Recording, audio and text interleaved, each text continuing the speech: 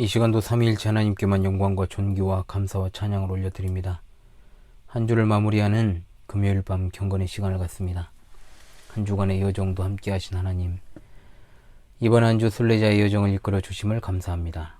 언제나 변함없이 하나님의 말씀을 통한 성령의 인도하심을 따라 우리 삶을 변화시켜 나가기를 원하옵고, 늘 구주 예수 그리스도의 보혈만을 의지하고 의와 거룩과 경건과 선한 행실의 열매를 날마다 삶 가운데 맺으며 살기 원합니다. 지난 한 주 우리의 모습을 돌아봅니다.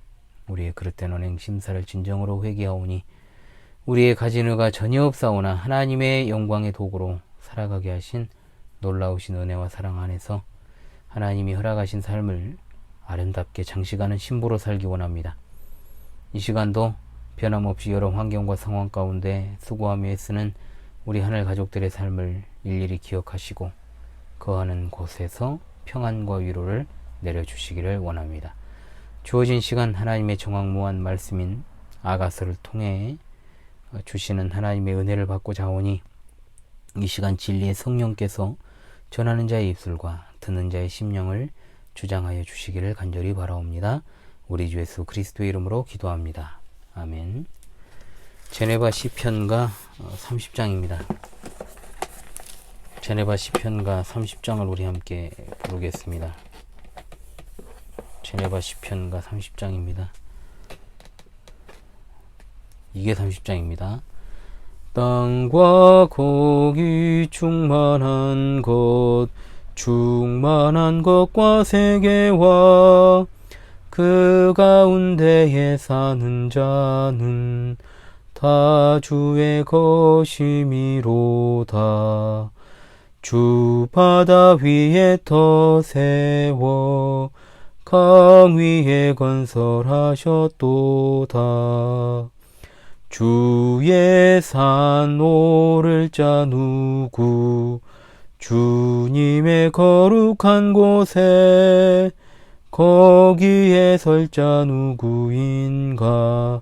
손 깨끗 마음이 정결 뜻 허탄한데 두지 않고 거짓 맹세를 않는 자라. 오 그는 주 여호와께 그 복을 받고 구원해 주님께 의를 얻으리니 주 찾는 족속이로다. 야곱의 주 하나님의 얼굴을 구하는 자로다. 문들아 내 머리 들라 영원한 문들일지라. 영광의 왕이 들어가네. 영광의 왕 누구신고? 강하고 능하신 주님 전쟁에 능한 여호와라. 문들아 내 머리 들라 영원한 문들일지라. 영광의 왕이 들어가네. 영광의 왕 누구신고? 만군의 여호와께서 영광의 왕이시리로다.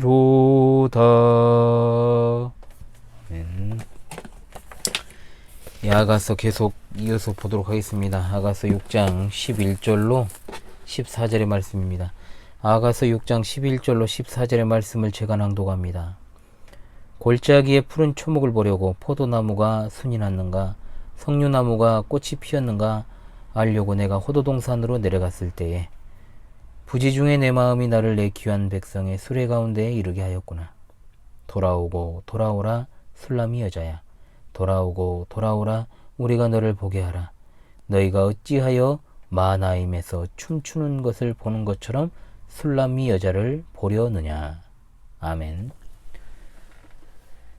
이제 본문은 영적 잠을 자다 돌아온 신부를 신랑이신 주님이 외면하지 않으시고 얼마나 따뜻하게 영접하여 주시는가에 관한 노래입니다. 주님은 6장 4절에서 10절에 영적 잠을 자던 신부가 회개하고 돌아온다면 그 모습을 얼마나 아름답게 보시는가에 대하여 보여주셨습니다. 그리고 이제 신랑은 신부에게 주저하지 말고 두려워하지 말고 돌아오라고 신부를 향하여 따뜻한 음성으로 말씀하십니다. 그 큰 은혜의 음성에 귀를 기울이시는 시간 될 수 있기를 소망합니다.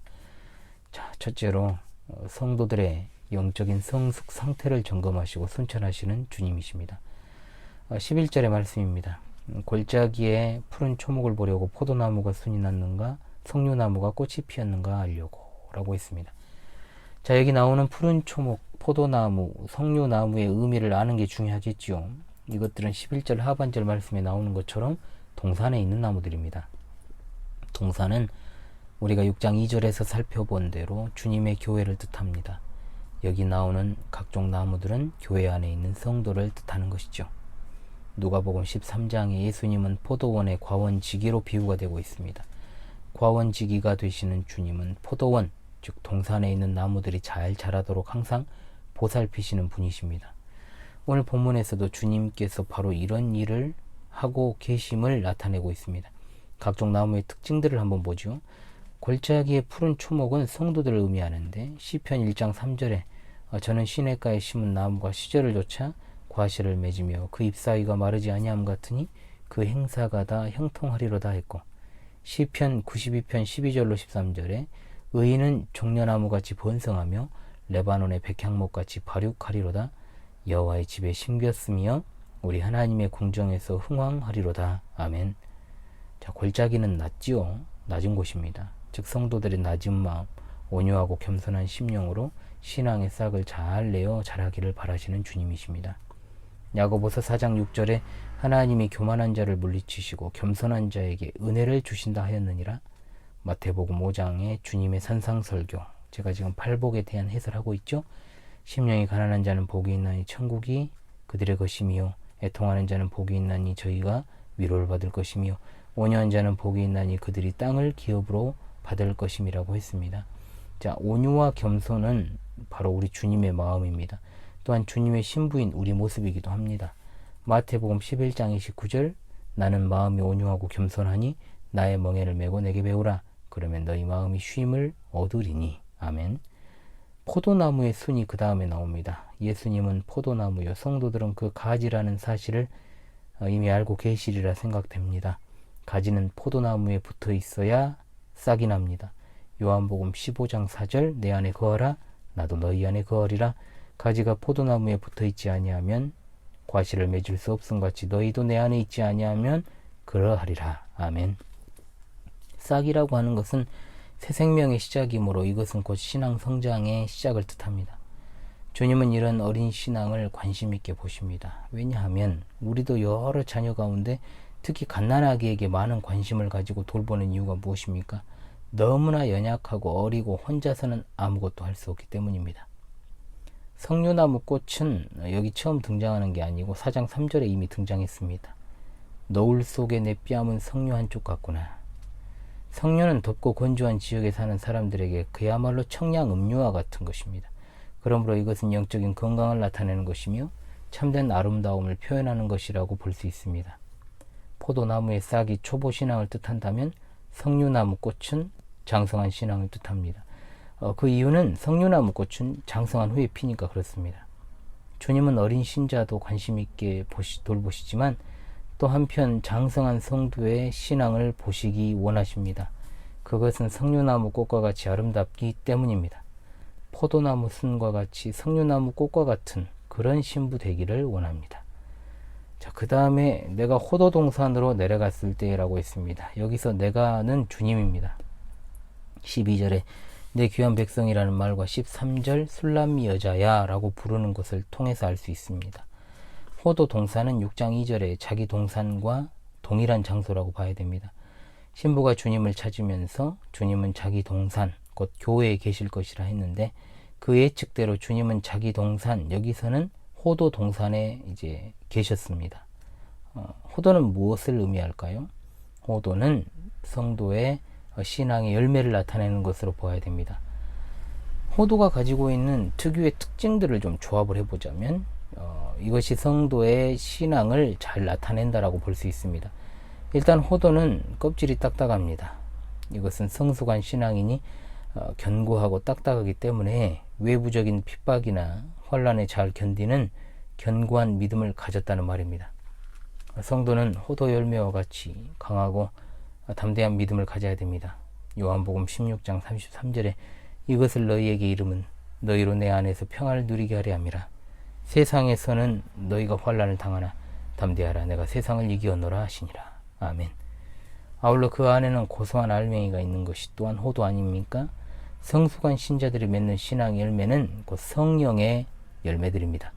이것은 사람들로 하여금 고소한 맛을 느끼게 하고 또한 성령의 열매로 풍성한 자들은 사람들의 칭찬을 듣게 되어 있습니다. 둘째로 순찰 도중에 신부를 만나시는 주님이십니다. 부지 중에 내 마음이 내 귀한 백성의 수레 가운데에 이르게 하였구나. 12절의 말씀은 신랑이신 주님이 회개하고 돌아온 신부를 만나는 장면을 묘사한 것입니다. 여기 부지 중이라는 말은 두 가지 의미입니다.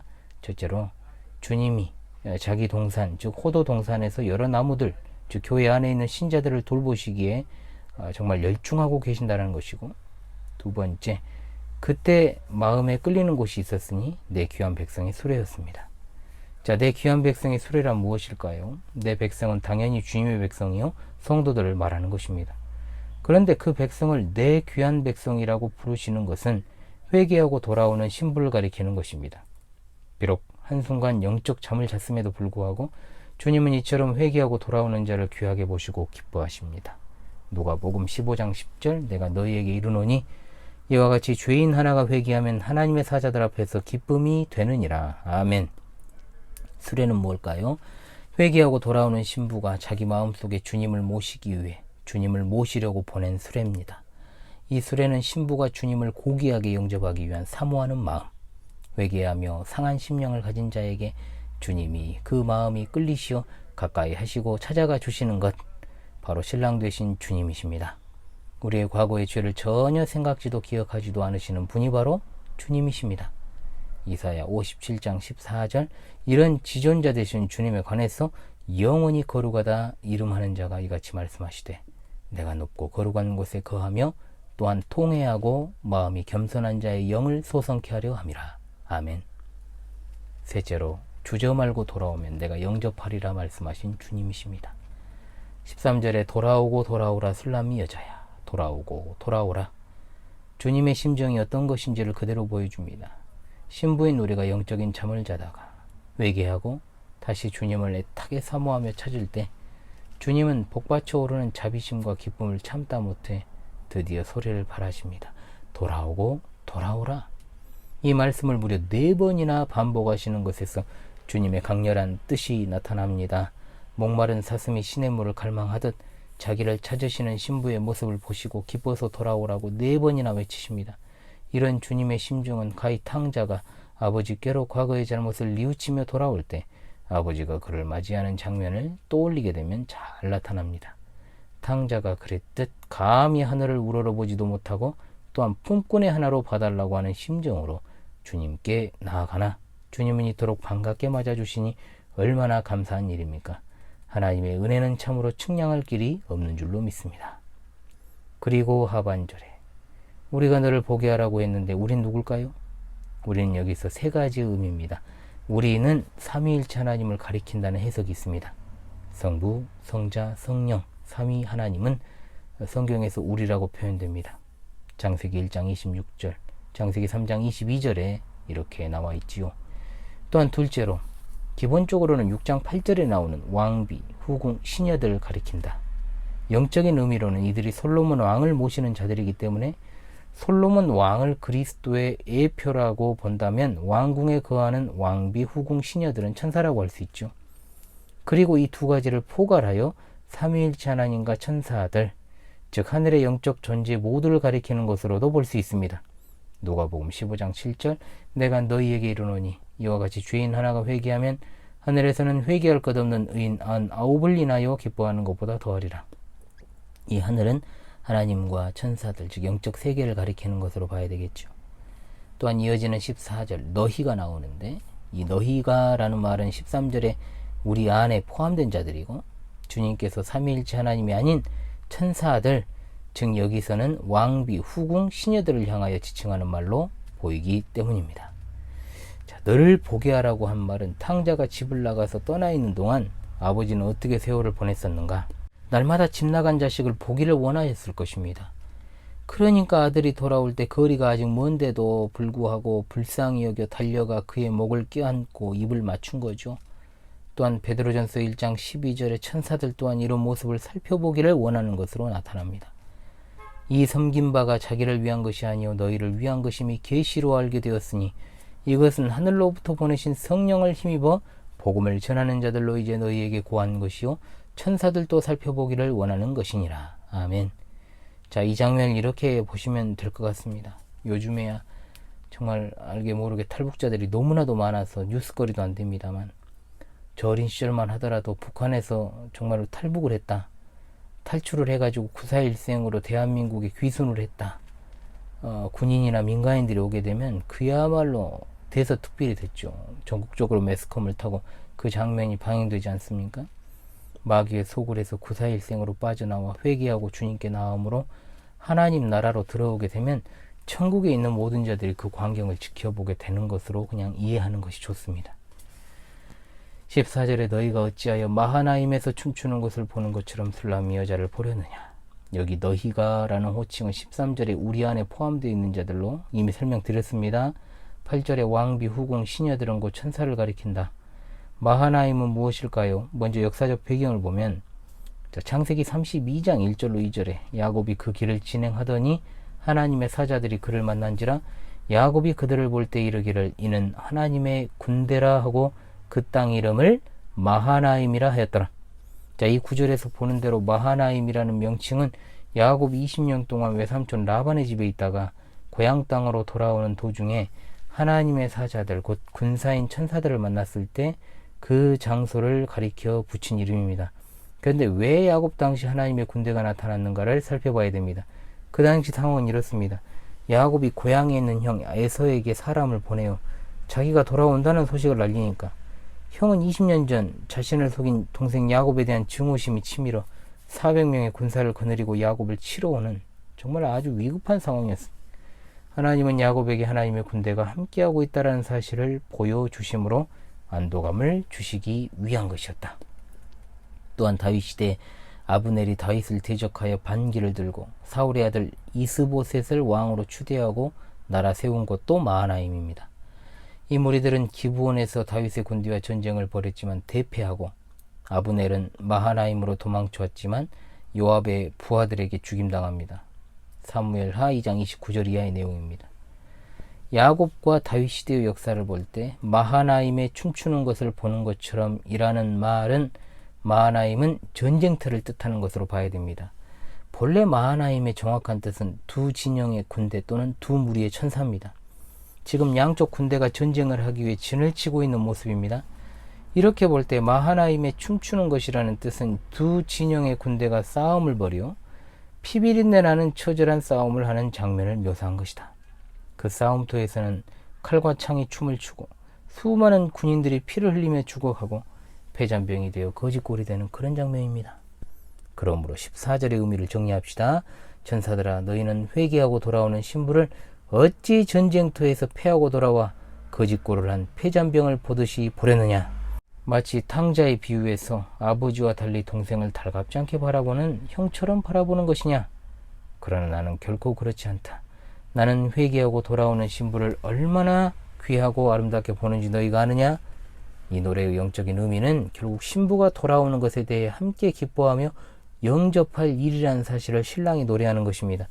누가복음 15장 24절 내 아들은 죽었다가 다시 살아났으며 내가 잃었다가 다시 얻었노라 하니 저희가 즐거워하더라. 아멘. 하늘에 있는 천군 천사들에게 신부가 회개하고 돌아옴을 다 함께 즐거워하고 기뻐하며 환호 속에 영접하라고 하시는 주님의 음성인 줄로 압니다. 시청자 성도 여러분, 신부된 자가 주님을 등지고 세상 연락을 취하고 멀리 갔다가 이제 깨닫고 뉘우치며 주님께 다시 올 수 있도록 인도하신 하나님이십니다. 우리는 참으로 100번, 1000번, 10,000번 버림받아도 할 말 없는 부족한 죄인이나 주님의 사랑은 그보다 크심으로 우리를 어여삐 여겨주시고 우리를 영접하여 주십니다. 이런 주님의 사랑, 이 세상 어떤 사랑과 비교할 수 있습니까? 다시는 죄악의 자리에, 침체의 자리에, 영적인 잠의 자리에 빠지지 않고 오직 주님 곁에서 주님과 동행하며 주님 주신 사명 잘 감당하는 진정으로 돌아온 신부들이 다 되시기를 간절히 바랍니다. 기도합니다. 우리 하나님, 주어진 말씀을 통해 영적인 잠을 자다 돌아온 신부를 대하시는 주님의 귀하신 사역을 바라보게 하시니 감사합니다. 멀리 돌아가는 길을 택하지 않고 지금 이 순간 신랑이신 주님 곁에서 주님과 동행하며 주님이 주시는 사명 감당하는 자로 마지막 때까지 서게 도와주시기를 원합니다. 한 주간의 여정도 은혜 가운데 마무리하고자 합니다. 이 시간 지난 한 주간의 우리 모습을 돌아보면서 순례자의 여정 가운데 늘 함께 하시는 주님을 바라봅니다.